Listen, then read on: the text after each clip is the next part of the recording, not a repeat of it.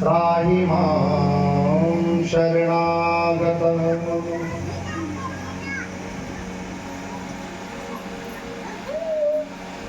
भगवान पशुपतिनाथ के श्री चरणों में वंदन करते हुए व्यासपीठ को प्रणाम करता हूँ। इस पवित्र शिव पुराण महाकथा में समस्त दृश्य अदृश्य शक्तियों को नमन करते हुए व्यासपीठ पर विराजमान व्यास स्वरूप सिद्धाश्रम हनुमानगढ़ संस्थान से पधारे परम पूज्य स्वामी ब्रह्मानंद गुरु प्रणवानंद श्री सरस्वती जी महाराज श्री के श्री चरणों में कोटि कोटि नमन करते हुए वंदन करते हुए इस पवित्र शिव पुराण कथा के समस्त आयोजकगण, कीर्तनकार मंडल, सावदा से पधारे हमारे शेखर भाई, रावेर से पधारे हमारे सभी भागवत कथा के आयोजक मंडल के सदस्यगण और इस खिरौदा नगर के बड़े आत्मी हमारे प्रिय ललित भाई। इस रावेर और खिरौदा जलगांव जिले में अगर मैं किसी को जानता था तो केवल एक व्यक्ति थे, शेखर भैया, और दूसरे हुए ललित भैया। और इन दो लोगों ने ऐसी लीला करी कि अब हजारों लोग हमको जानने लगे और हम हजारों लोगों को जान रहे हैं पिछले 5 दिनों में। करते क्या है? भगवान का नाम लेते हैं। क्या करते हैं? आपको हिंदी समझ में आ रही है ना? बरोबर। अगर हिंदी समझ में आ रही तो थोड़ा मुस्कुराइए, मुस्कुराइए, क्योंकि आप अनादि अनंत भगवान शिव की छत्र छाया में विराजमान हैं। मुस्कुराइए क्योंकि 3 घंटों के लिए आप जगत के प्रपंच से मुक्त होकर बैठे हैं। मुस्कुराइए क्योंकि भगवान शिव के सामीप्य में आप विराजमान हैं। मुस्कुराइए क्योंकि आपका मन एक कल्याणकारी संकल्प को लेकर के यहाँ उपस्थित हुआ। संगीत के सभी साधकगण एवं समस्त धर्म प्रेमी श्रद्धालुगण के हृदय में विराजमान भगवान शिवतत्व पशुपतिनाथ के श्री चरणों में सादर प्रणाम। आप सबको जय सिया राम। जय सिया राम नहीं बोलते आपके यहाँ? जय सिया राम। जय श्री राम। आवाज आ रही ना? जय सिया राम। जय श्री राम। जय सिया राम। जय श्री राम। जय श्री कृष्णा। जय श्री कृष्णा। राधे राधे। राधे राधे। मुस्कुरा करके बोलो राधे राधे। राधे राधे। पता अगर आपने इस कथा से प्रतिदिन सूत्र तो आपको मिल ही रहे होंगे। एक सूत्र मुझे भी 10 मिनट का अवसर मिला तो मैं देकर जाना चाहता हूँ कि जगत में जितना आप मुस्कुराओगे, जितना आप प्रसन्न रहोगे, उतना अपने आप को शिव तत्व के पास पाओगे। और जब शिव तत्व साथ में रहेगा तो जीवन में कभी किसी समस्या का आपको सामना नहीं होगा। भगवान को सस्ता मत बनाना कि ये चढ़ा देंगे तो ये हो जाएगा। जैसे भी शिव पुराण में सारे कथानक है, पर हम लोग बड़े स्वार्थी हो गए, अपनी अपनी चीजें पकड़ के बैठ जाते हैं। तुम्हारे बच्चों का विवाह नहीं हो तो भगवान महादेव करवावे। उन बच्चों के फिर बच्चे नहीं हो तो भगवान महादेव करवावे। वो बच्चे विद्यालय में पास नहीं हो तो महादेव करवावे। वो जगत का नियंता भगवान शिव तत्व जो अमर कथा के प्रणेता है, भगवती कथा के प्रणेता है, राम कथा के प्रथम आदि वक्ता है, वो भगवान महादेव से अगर मांगना है तो एक ही कामना करना कि भगवान श्री कृष्ण के चरणारविंद में हमारी प्रीति हो और भगवान राम के हमको दर्शन हो। अगर ये मांग लिया तो फिर संसार की ये सब जाल और जंजाल है, ये सब इनसे आप मुक्त होते जाओगे। थोड़ी वास्तविक चीजें लेकर के जाना, अपना बेस थोड़ा मजबूत करना। हम लोग सनातनी है। मैं अक्सर अपने प्रवचन में कहा करता हूँ, केवल झंडे लगा देने से धर्म की स्थापना नहीं होगी, केवल जय श्री राम का नारा लगा देने से धर्म की स्थापना नहीं होगी।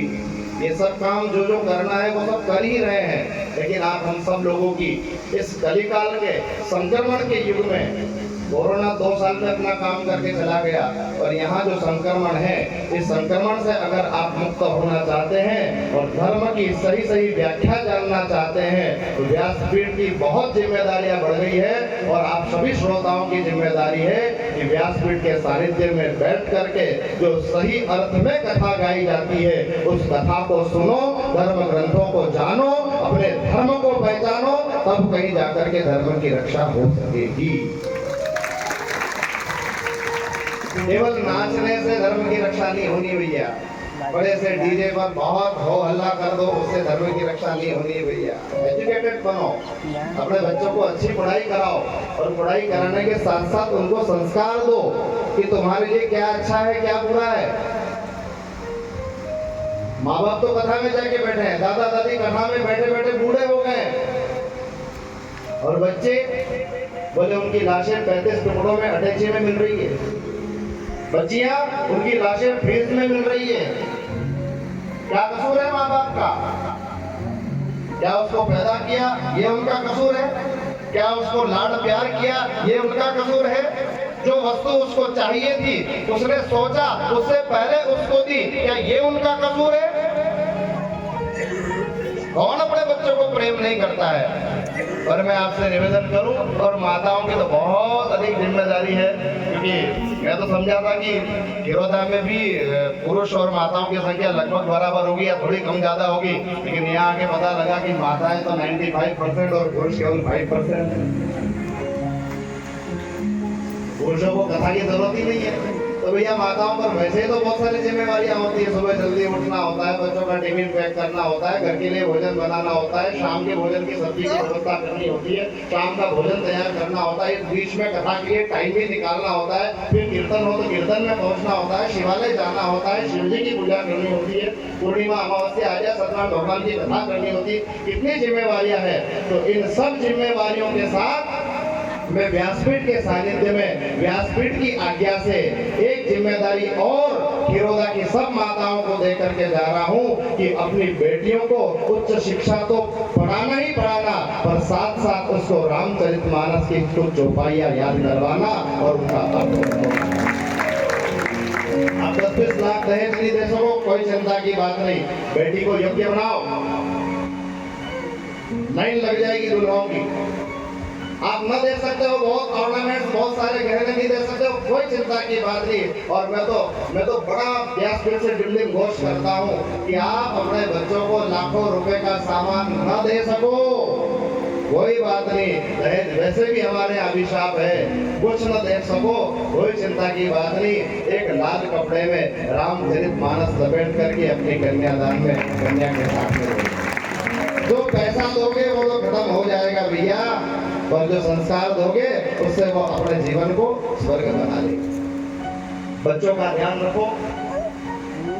आप पैसे वाले हो, आप पुरुषार्थ करते हो, 4 पैसे आपके पास अधिक है, पर अपने आप को संयमित रखना। बच्चों को लाड दुलार तो करना है, लेकिन उसकी एक हद हो। 1.5-2 लाख रुपए के मोबाइल माँ बाप अपनी बच्चियों को दे रहे हैं, और उन बेटियों को 1.5 लाख का मोबाइल देने के बाद फिर 1-2 साल में हम लोगों के पास कंप्लेन लेके आते हैं कि महाराज बेटियां को समझाओ। क्यों भैया, तुम 1.5 लाख का मोबाइल लेने गए थे, उससे पहले मुझसे पूछा था क्या? कहाँ जा रही है बेटी, कहाँ जा रहा है बेटा, किससे बात कर रहा है, किससे कन्वर्सेशन हो रही है? बहुत समय खराब है भैया। फिर कह रहा हूँ 5 साल के अंदर आप बड़े बड़े होर्डिंग देख लोगे मोबाइल मुक्ति के अंदर चलने वाले अपने यहाँ। थोड़ा सा पेशेंस रखो, थोड़ा सा संयम रखो, बोलने का, चलने का, देखने का, खाने का, पीने का, हर चीज का। और ये सब चीज आपको घर बैठे बैठे नहीं मिलेगी, व्यासपीठ के सानिध्य में मिलेगी। ऐसे पूज्य संत जो भगवान नारायण का नाम लेकर के संन्यास परंपरा के सानिध्य में रह करके इन गृहस्थों को सद्बुद्धि सद प्रेरणा देने के लिए उपस्थित होते हैं, ये आपका बड़ा भाग्य है, बड़ा सौभाग्य है। विराजिएगा, धर्म की सही सही व्याख्या जानिएगा, और अगर नहीं जाना कोई बात नहीं, 2-3 दिन और 5 बजेगी, रोज प्रसाद मिल ही जाएगा। 8 तारीख को 7 तारीख को भंडारा भी हो ही जाएगा, 7 को भंडारा भी हो ही जाएगा। क्या किसको मुक्ति की पड़ी है? हमारे यहाँ तो अगर भाई 7 दिन कथा हो जावे, हम तो कहते हैं भैया जिसको मुक्ति चाहिए वो हाथ खड़े करो, तो कोई हाथ ही खड़े नहीं करता, क्योंकि मुक्ति किसी को नहीं चाहिए। हमारे यहाँ सबको मुक्ति चाहिए।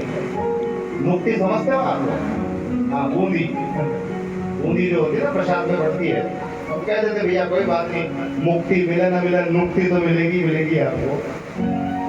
और 7 दिन जब आप कहते हैं ना कि टाइम इज मनी, समय नहीं है हमारे पास, और आप 3 घंटे समय निकाल करके बैठे हो, तो कुछ लेकर के जाना, समस्याओं का टोकरा शिव के सन्मुख छोड़ जाना, यहाँ से प्रसन्नता लेकर के जाना और दुनिया में प्रसन्नता बांटना, क्योंकि इस जगत में जहर पीने की क्षमता अगर किसी में है तो महादेव। कालकूट विष निकला था समुद्र मंथन से, कोई नहीं पी सका, देवता तो भाग खड़े हुए। लक्ष्मी जी का वर्ण तो नारायण कर लिए, पारिजात को देव रख लिए, उनसे श्रवा को देव रख लिए, और जब ये विष निकला तो सब भाग खड़े हुए। ये विष समुद्र मंथन क्या है? तात्विक रूप में हमारा जीवन। कभी किसी समय संध्या के समय बैठो और मंथन चलता है भीतर, तो क्या निकलता है? चाहते क्या है हम लोग? बोले अमृत चाहते हैं, और निकलता क्या है?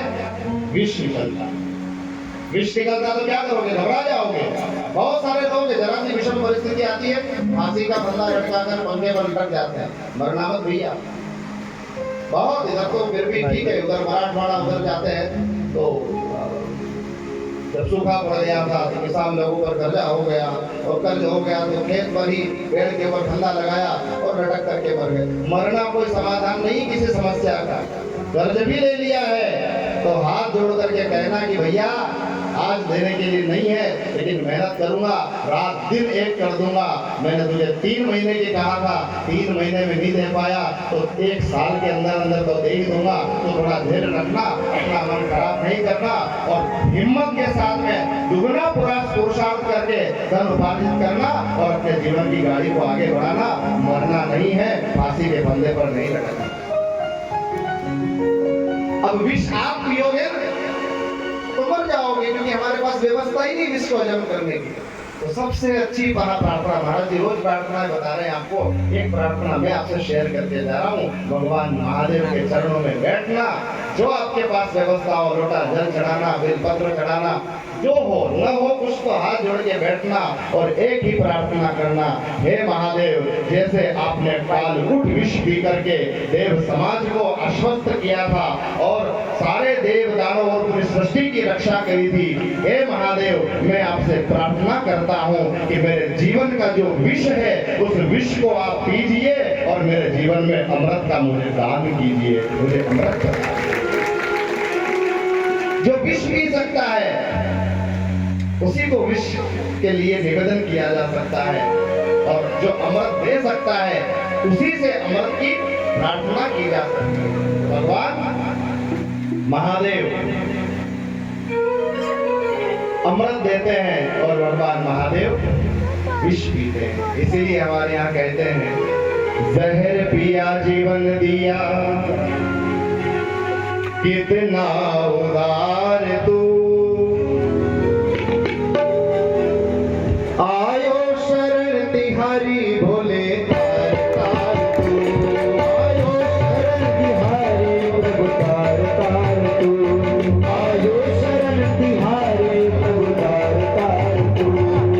काश के निवासी नमो पार पार हूँ, नमो पार पार हूँ, आयो शरण तिहारी भोले तार तार तू।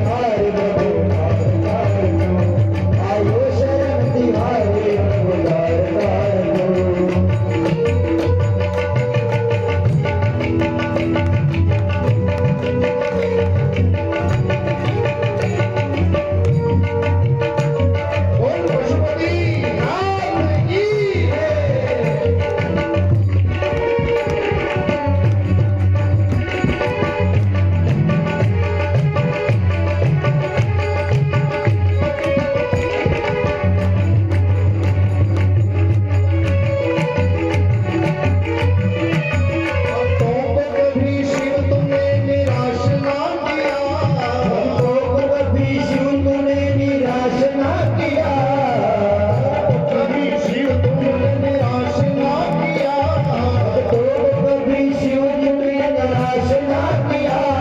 महाराज ने जो चाहा वरदान दे दिया, महाराज ने जो चाहा वरदान दे दिया। महाराज ने जो चाहा वरदान दे दिया, महाराज ने जो चाहा वरदान दे दिया। हिंदी समझ में आ रही है ना? आपको ऐसा तो नहीं लग रहा हमको पैसे दे के गाने के लिए लाए? ऐसा लगता हो ना तो ये दिमाग से भ्रम निकाल देना, क्योंकि यहाँ 3 प्रकार की भक्ति होती है।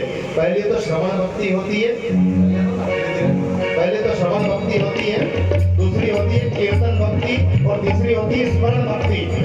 तो आप सुनते हो जब महाराज जी कथा कहते हैं, और जब महाराज जी कीर्तन करे, भजन करे, तो जिम्मेदारी है कि आपको साथ में गाना चाहिए। सुनाई दे रहे शब्द? ये भजन पहले सुने भी हो आप लोग, तो मेरे साथ साथ दोहराओ। भक्तों को कभी शिव तूने निराश ना किया,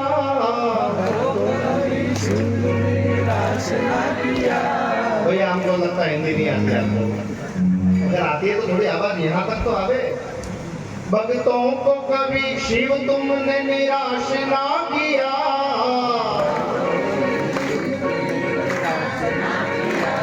मांगा जिन्हें जो चाहा वरदान दे दिया। देखो इस भजन की एक पंक्ति का अर्थ बताता हूँ आपको। पहले ऐसा होता था, अब तो होता नहीं। पहले कहते हैं महाकाल में शव की भस्म चढ़ाई जाती थी, शव की भस्म चढ़ाई जाती थी। इसीलिए इस भजन में एक बात आती है कि तपती भभूत में है खजाना, चमटी भभूत में है खजाना कुबेर की।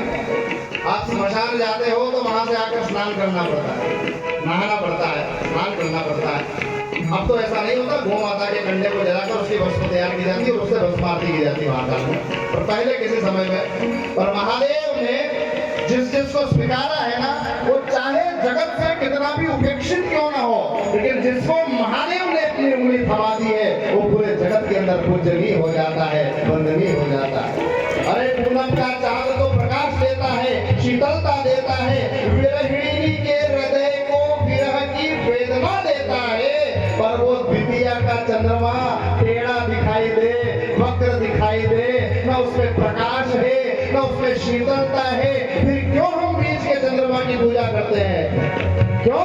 क्योंकि भगवान पशुपतिनाथ अमृतधारी आशुतोष महादेव ने उस बीच के चंद्रमा को अपने माथे पर धारण कर लिया है, इसलिए पूरा जगत उसकी पूजा करता है।